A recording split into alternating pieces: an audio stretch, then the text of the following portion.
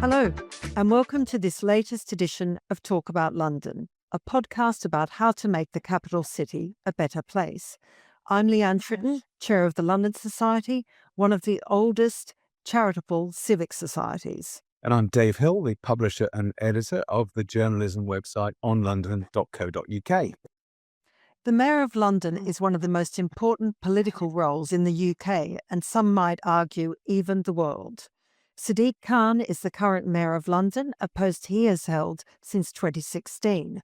And the next election for Mayor will be in 2028, and candidates are already throwing their hats into the ring. In this episode, we are meeting one of those candidates and finding out why he thinks there is another way to run London. Peter Murray, OBE, has long been a well-known figure in the world of London's built environment. In the 1980s, he founded the influential Blueprint magazine. In 2005, he co-founded New London Architecture, whose membership includes developers, architects and planners vital to London's evolution.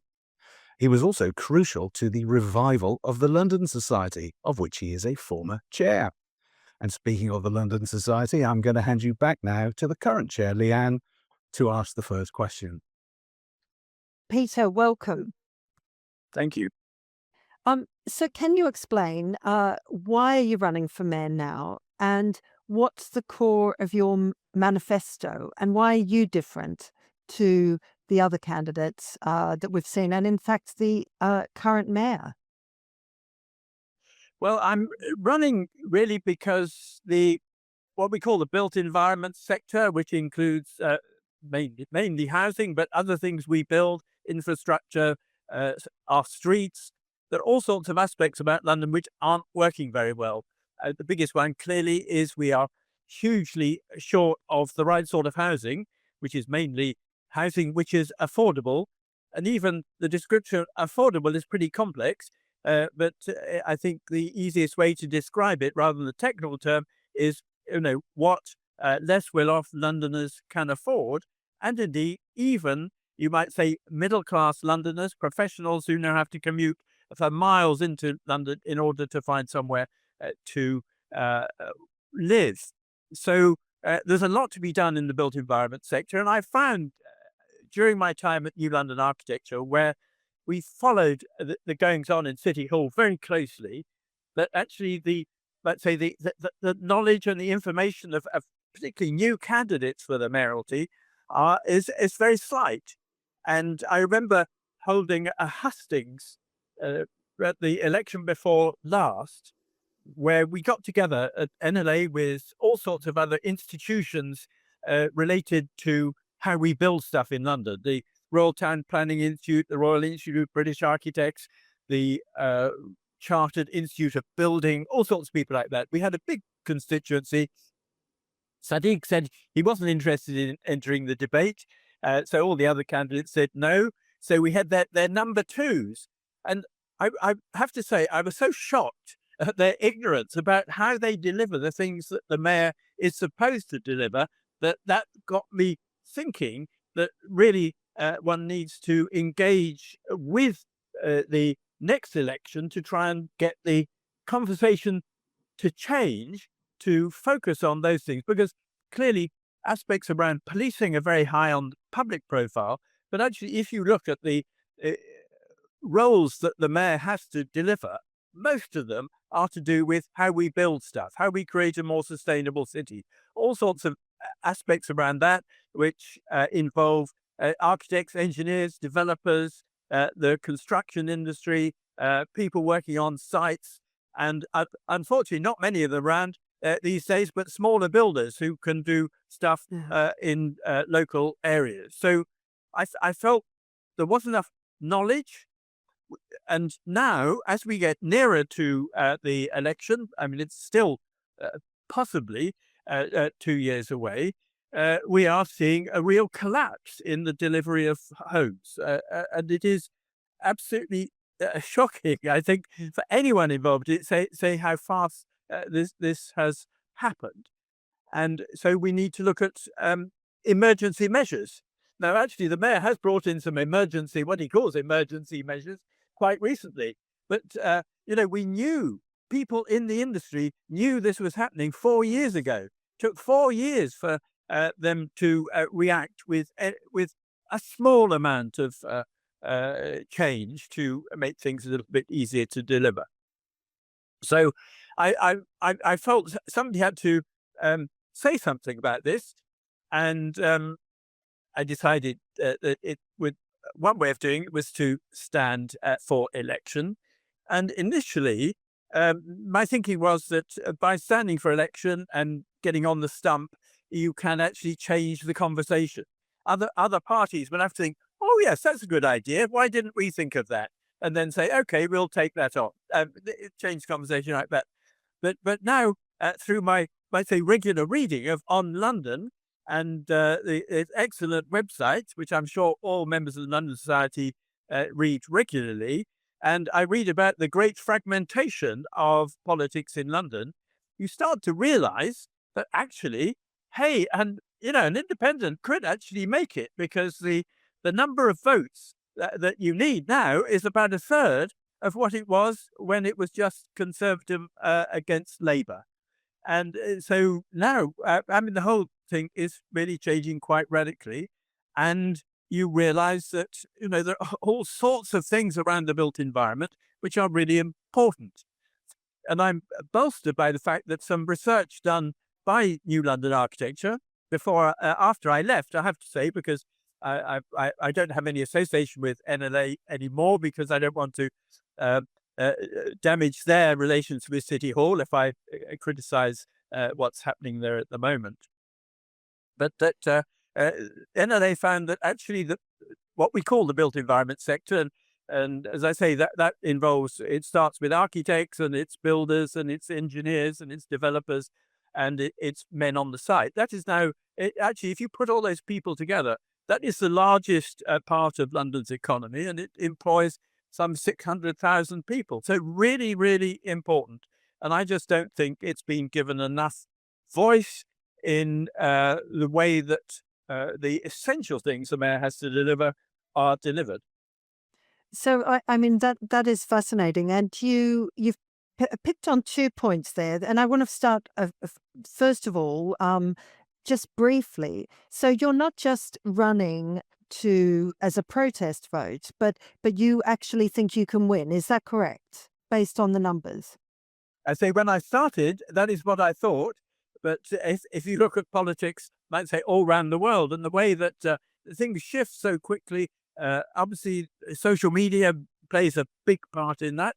That you can see the ground shifting hugely on a regular basis, and of course, it'll be very interesting to see how everyone is placed after the elections next week. Now, one of the really interesting things about that is that we may a mayor will have to deal with Reform, Conservatives, Greens, and goodness knows who else might turn up on the books. Lots of independents probably, and boroughs with no particular control. So I think one of the differences of me is that I'm not a politician. I'm there to do a pragmatic job, and the mayor has to deliver stuff. And I think it's very. I've looked at mayors last year. I went to cities around the world looking at mayors who do stuff and deliver stuff. A chap I spoke to, Rahm Emanuel, he used to be the mayor of Chicago, and when he was mayor of Chicago, he came to London and spoke at the London School of Economics. He gave the best promotional talk by a mayor that I think I've heard. But also, he said, the real job of mayor is a pragmatic one. It's not political. And so, as a non-politician wanting to do stuff, I can engage with leaders of all colours to get the best for Londoners. So Peter, why though do you think that politicians, or the current crop of politicians, have no real understanding of what we call the built environment? Now, we acknowledge the built environment is quite cack-handed phrase for all of these things. We're talking about housing and infrastructure and transport and all of these things. Why don't they pay enough attention, or why have they not paid enough attention? I mean, you talk about housing, and that's been absolutely startling to watch. So many housing applications get rejected, and obviously if you count those all up, suddenly you realize that nothing's getting built. So why didn't City Hall or the GLA understand that? Well, it is a very complex topic, and they just and one could blame the built environment sector itself for not engaging and not getting its message across in the right way. I would say that to a certain extent, the fault of the politicians is that they haven't realised the significance of the particular roles the mayor has to do. Now, actually, Ken Livingstone was very different, and Ken Livingstone was as far left as Zach Balansky, really, or even further left, even. And I have to say that when he started giving speeches, when he was aiming to be mayor of London, the first elected mayor of London, he was talking to a lot of developers, and I thought, well, they're going to regret this. A far left mayor, he's not going to like developers at all. But actually, Ken Livingstone was a pragmatist too. He saw that the actual GLA Act had left the London mayor with not very much money to play with, really, and a lot of it, controlled by government anyway. But he saw that actually the built environment sector, by development, this would deliver economic benefits for London, local economic benefits in terms of what we call Section 106, which is, might say, a quasi-taxation, which is placed on development. And the simplest one to look at, building everyone recognizes, is the Shard. Ken was very keen on promoting that. He liked tall buildings as part of the image of a changing London. But he also got out of the developer, Irvine Seller, paid something like £44 million into the area of Southwark, that area of Southwark around London Bridge, in terms of improving the station, but also improving public space. So that's development provides money for mayors, and but he had might say, a negotiating stance in terms of the way that was done, and I like the fact that you have a strong mayor who wants to deliver social purpose and is able to argue that with developers. And I've worked for quite a long time with Darren Rodwell, who I think was a marvellous head leader of Barking and Dagenham, and I was on the board of Be First, which was their regeneration delivery authority. And he was able to say to developers, look, you might want this, but I want that, and we'll come to a deal. I think the problem that has happened more recently is that with affordable housing, that we've overlaid so many additional barriers and costs and elements. There's a view in City Hall. Yeah, you can take huge amounts of money from these people, and until the pips squeak. And the problem is that the pips have squeaked, or the pips have spoken, and now actually we're in a situation where a lot of development just isn't viable, partly because of the whole range of issues and finance and delays that come out of the overlay of some good ideas. But the City Hall thinks about how do we deliver more affordable housing. So the developer pays for it, but also at the same time, he pays for the affordable housing, pay for the community infrastructure levy, which supports other, some small, and there's a mayoral infrastructure levy, which pays for larger pieces of infrastructure. There's a biodiversity payment you have to make. You then have other payments the local authority wants about supporting cycle lanes or other things that the local authority wants to deliver. All very good things, but they're all being stacked onto one sector, and it's made it very difficult to deliver. And I think that we have to look at what are the things that are really important, and how do we actually make things happen more quickly. For instance, I'm really keen to try and get back SME builders into London. In the 1980s, they were delivering about 40% of housing. They've died out partly because of all these restrictions that come through the planning process and the funding process. So that if you're a small developer and you go to a bank manager and you want to borrow money to buy a site, and the bank manager says to you, well, how long are you going to need to borrow this money for? Well, I don't really know, because the planning system might take a year, might take 2 years, might even get 3 years. I mean, there are examples of, it's taken 3 years to get 3 houses through planning. And then, so how much is it cost? Well, we don't quite know, because we've got to negotiate the rest of the local authority. They may want this much and this much and this much. And so the uncertainty, I think that, one of the key things that the development business, and I'm very happy to support the development business, although the Greens will probably say I'm in the pocket of developers, but actually I think development brings very positive things to people. And one of the things it brings is affordable housing, but they will only do a job if they can make some money out of it. I mean, everybody does things for money, and developers do things for money as well. And you have to take that into account. And I feel politicians don't always understand that. And Peter, that's before I come to Dave, you've sort of hit the nail on the head in terms of perhaps how current politicians look at the development community. And unlike Ken Livingstone, I think they're a bit queasy about talking to developers and being seen with them politically. But the pragmatic, or the reality, is that developers, or private developers, deliver the bulk of housing and infrastructure. So, that has stopped having that conversation. But frankly, I think it's going to be quite an uphill task to convince a lot of people that talking to developers is a good idea. I don't personally, of course, you've got to do that.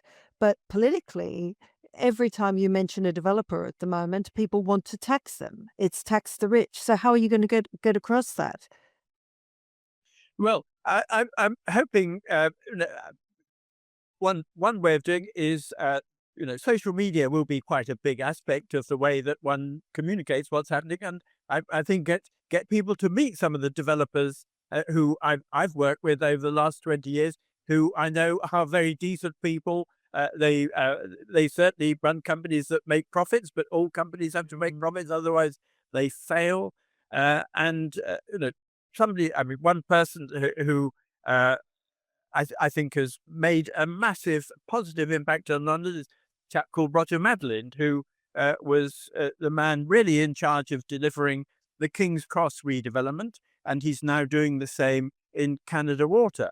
He is a man dedicated not just to developing a place, but also communicating with the local people about what they want, what they need.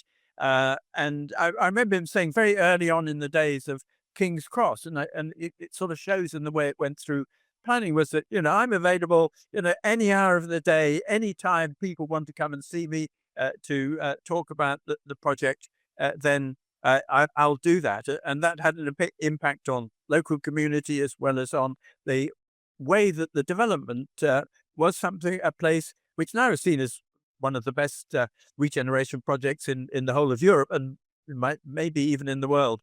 I mean, he's a great person. If you look at what is now happening at Earl's Court, actually, where you have communication, really good communication with the people in the area and all the other stakeholders in a large project, which is going to really impact on that part of West London.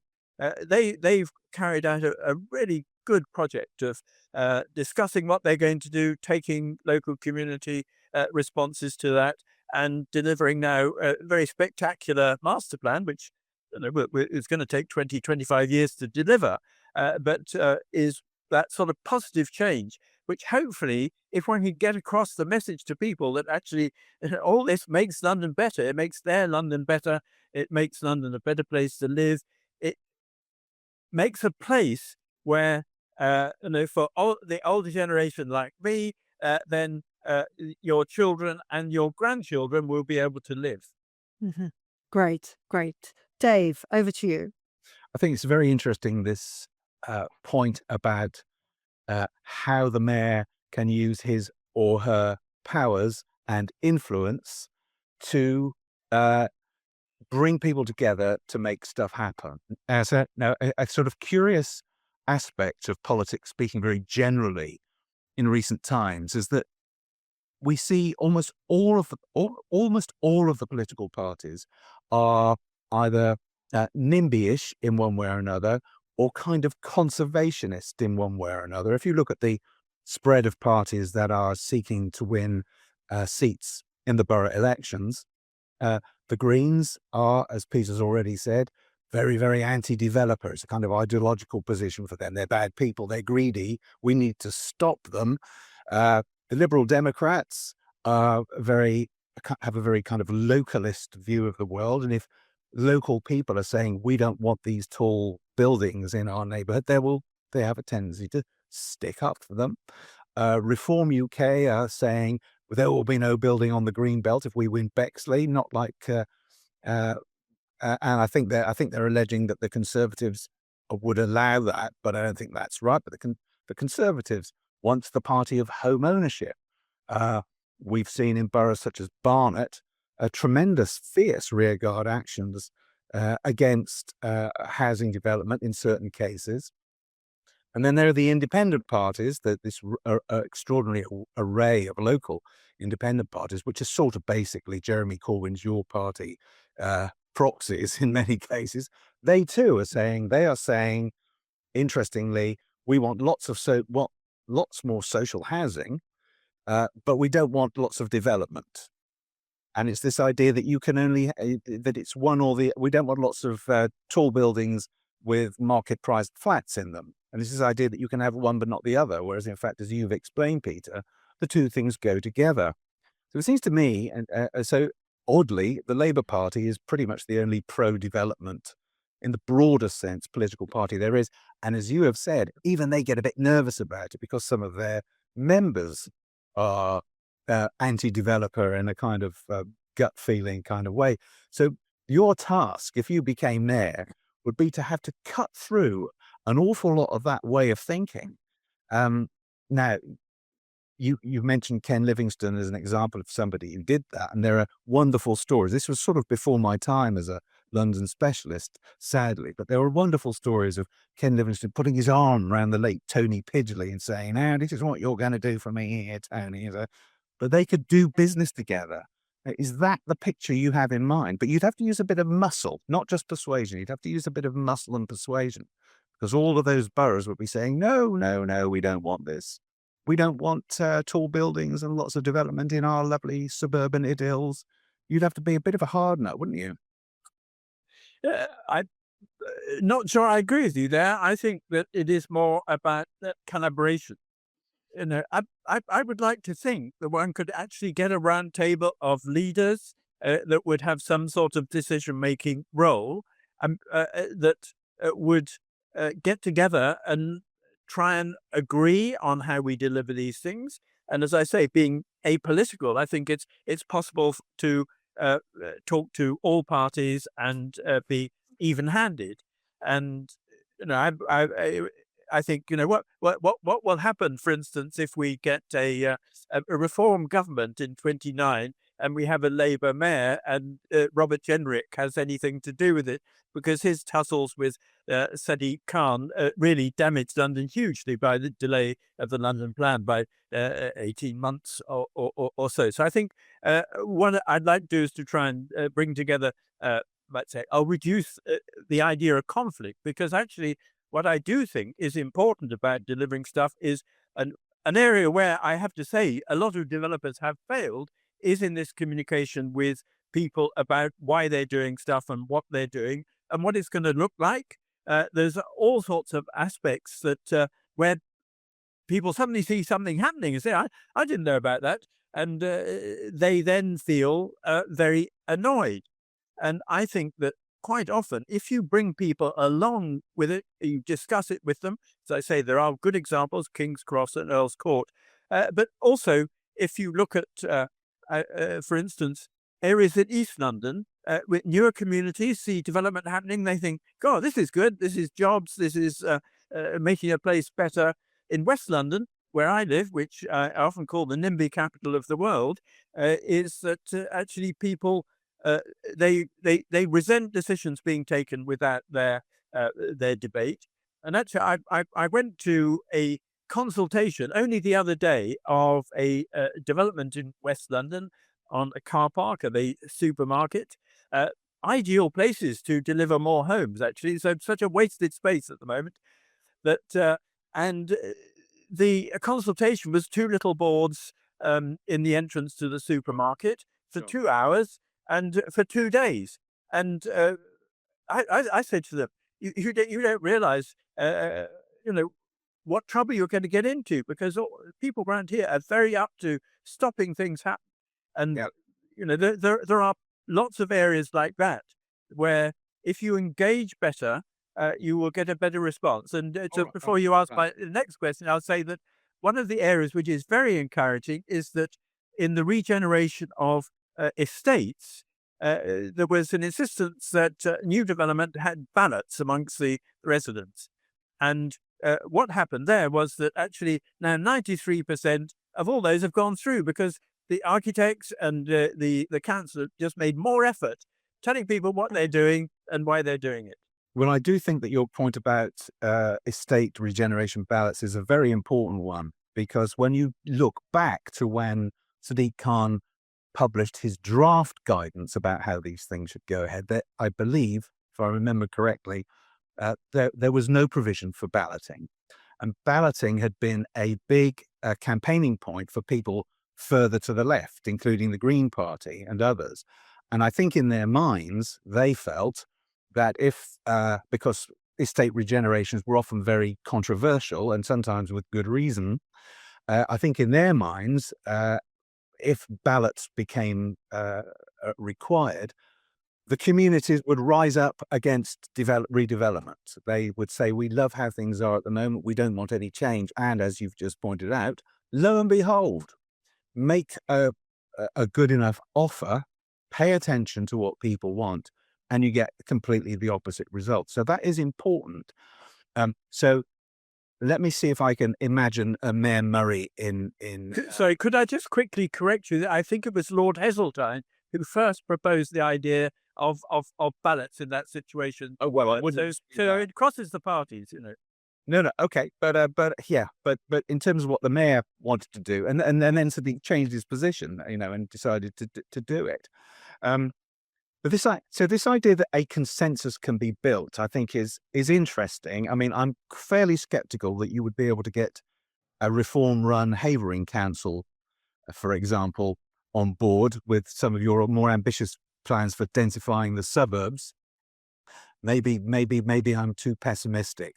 But in terms of the public, I very much agree that there is an argument to be made for the development sector doing a better job. And if the public can be persuaded, then maybe the politicians can as well. But there's also, and so over the years, like you, although I'm sure you've been to many more of them, I've been to these kinds of large meetings of housing academics and planning academics and people from the sector and housing associations and so on. You quite often leave with a sense that there is some consensus amongst all those players, all the different sorts of people you need to get stuff built. There is a consensus potentially among them, but it never somehow quite comes together. So would that be almost, in a sense, your unique selling point as a mayoral candidate, that you could bring all those interested parties together to agree on a way forward? Is that something you think you could do that others could not, largely because of your roots in that sector? I do, and their roots that run deep through from let's say, developers looking to overseas investments to housing in local authority areas, and I learned a lot from two particular, I'd say, jobs I've had.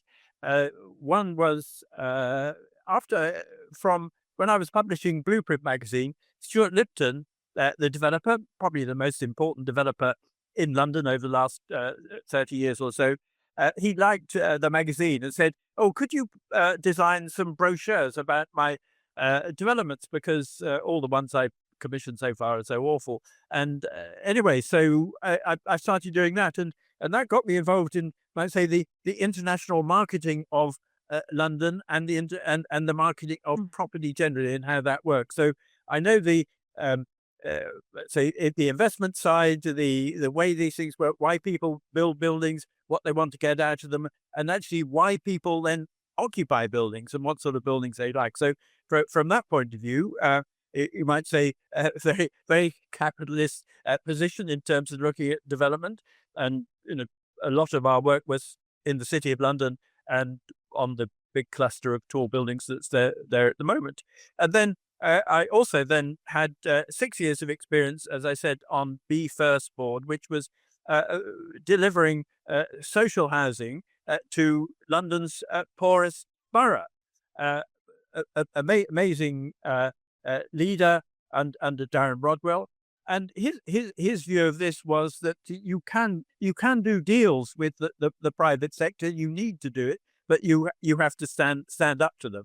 And I think that was a very good example to me as to how, let's say, a left-wing politician can deliver a public-private partnership that works. Okay. And then in that grouping was also Lord Bob Kerslake, I think one of the most brilliant minds in housing at the time. And interestingly enough, he actually provided a whole plan for the Mayor of London of bringing together public land to deliver more housing, which unfortunately hasn't happened. But that would be a very good model to deliver London-wide housing. Now, you say densification of suburbs. Densification of suburbs, very difficult in outer London. You're absolutely right. Croydon came a bit of a cropper trying to do that. Croydon had a densification policy in suburban areas. It delivered some really good projects, but it did find there was much more local kickback against that. Or you had more kickback against 2 houses in a suburban street you did about a development on brownfield land with 200 houses. Okay. But I think that maybe a solution for reform to do that is to pick up it wasn't Create Streets who did it, but they supported it. But the street vote system, where whole streets get together and they agree on development, and also they can benefit from the uplift in the values of their property by doing so. So, Okay, so that would suit reform, I think, rather well. You're being far too interesting, so I'm going to have to interrupt you. Do interrupt me. Before my last question, before I go back to Leanne, I want to ask you. This is a really crude question, okay? But you've spoken and explained very clearly about why developers, private developers, who can indeed be part of the solution to the affordability problem, are getting nervous. I mean, I think Barclays are reducing their investment in London and so on. So, and a lot of this is because this is a high risk business, large sums of money involved. Things can go very, very wrong over a development that can take many, many years. They're not going to risk doing things if they think it's all going to go wrong. But so they're looking to project a certain amount of percentage of profit over a long term. And if they think they can't get it, then they get nervous and they withdraw. But let's say, for instance, that it was possible to tweak or change the planning environment such that developers were able to proceed with confidence on the basis that their overall profit might be smaller, but it would be safer over the longer term. So, in other words, could a Mayor Murray, given the right conditions and so on, bring about or facilitate a situation where developers were prepared to build a lot more in terms of numbers, less profit perhaps on each house, let's put it that way. But if they could do lots more of it, they would still be making lots of money. So is that a way of looking at it that perhaps could be put before the public and and to the development sector and everybody else involved? I think that's an excellent point, because I think that is might say the basis of uh, development, and the basis and why sometimes they do make a lot of money is that it is based around risk. So if you can reduce the level of risk, then the returns can be smaller because people have greater certainty. If you're putting your life on the line and 100 million here, and you may not get anything back for it, apart from having to pay lots of consultant fees before the whole thing crumbles, which actually does happen. Uh, you know, these developers, they have to pay a lot of money even to get to a stage where they're putting in a planning application. If there is some sort of level of certainty, and I would say, one of the key issues, and I learned this very much from Barking and Dagenham, is around planning. When somebody knocks on the door of a planning authority and says, "Oh, I've got a big scheme," uh, it needs to be seen, the planning, as an enabling process, not a process to stop things. It's actually make it right for local communities, but also to help it to happen. And actually, Be First to me was a very good lesson on that. When we started Be First, the Barking and Dagenham Planning Department was, I think, number 333rd or something like that in the number of local authorities in their performance for planning applications. In 2 years' time, a can-do approach, a enabling approach by the planning department took that to number one, and it's won numerous awards from the Royal Town Planning Institute and so on after that period. So yes, I think if you reduce the risk, increase the certainty, you will actually get a better deal in terms of the investment. And greater and a greater supply. Indeed. Yes. Okay, which is Yeah. which is the end product that the city needs. Now, I should probably say in passing that Darren Rodwell, who you mentioned earlier, the former leader of Barking Dagenham, is indeed a trustee of the London Society these days. And on that London Society centric note, I'm going to hand back to Leanne. The London Society is very lucky to have him. Very lucky. But Peter, you just on the sort of selling and advocacy for doing all of these things, and I don't mean just building houses, but building communities. One of the things that I've always thought was odd is that the Mayor of London has at their disposal the TfL advertising network. And what happens is, so there's stated that we need 880,000 homes in the London plan over the next 10 years, but there is no advocacy coming from the Mayor of London to say what benefits come with all of these homes, other than, people obviously living in their houses, but how do you build communities? And I think that, back in the post-war era, there was amazing campaigns sort of advocating for why we are building all of the infrastructure, including housing, and perhaps that could be something we could return to. But just to wrap up, and what I would say, just as a quick plug on the London Society, we have been trying very, very hard to advocate for quality design and building of communities across London. And we would welcome any developers who want to reach those communities. So there we go. If any developers are listening, we're the people to reach Londoners. But just out of your manifesto, because we've concentrated very much on house building today, and please, I urge anybody to look at your manifesto and look at the other things. But you've talked about a couple of things that were very interesting. A London citizenship, which I'd like you just very briefly, because we're sort of running out of time, a London civic charter, and importantly, a flag for London, and something that I think the London Society would definitely get behind, and that is free fares for job seekers. But I would widen that out to free fares for young people in London, and that perhaps it needs to be paid for by older people who, I don't know, Peter, I don't know your financial status, but I'm not sure that you actually need free tube travel. Maybe you could we can find a way to pay it forward to a younger one. So anyway, just quickly, why do you think citizenship and flags for London and all of these sorts of things are necessary? Well, I think that actually what brings people together is the fact that they come to London, and when they are in London, they become Londoners, or they should feel that they are Londoners and they have joined a very exclusive club.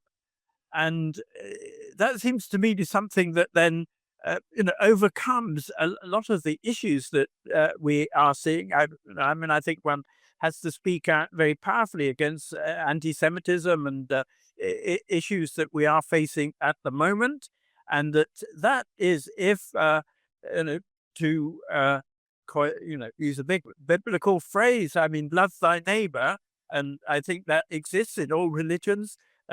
Something along those lines. I think that we have to look at how we have I might say a no hate policy in London, to that people are actually working together. Whether you're Reform or whether you're Green, you are actually working towards creating a better city for people, better lives for people, and I think that is an area where we can all agree that we're doing it for the right reasons.